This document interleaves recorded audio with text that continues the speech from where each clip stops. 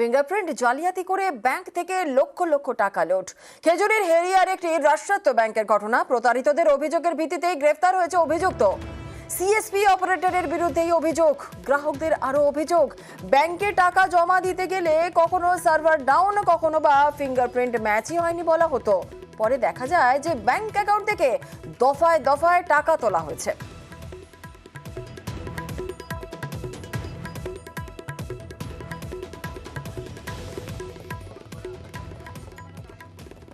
আমার 35,000। কি করে বুঝলেন কত টাকা? ওই অ্যাকাউন্ট চেক করতে এসে ধরা পড়ে গেল। আমার অ্যাকাউন্টে টাকা ছিল মোট 47,400 কত টাকা, এবার 35,000 ও তুলে নিয়েছে। কিভাবে তুলে নিয়েছে? ওই ফিঙ্গারপ্রিন্ট দিয়ে করে কোনো রকম তুলে নিয়েছে।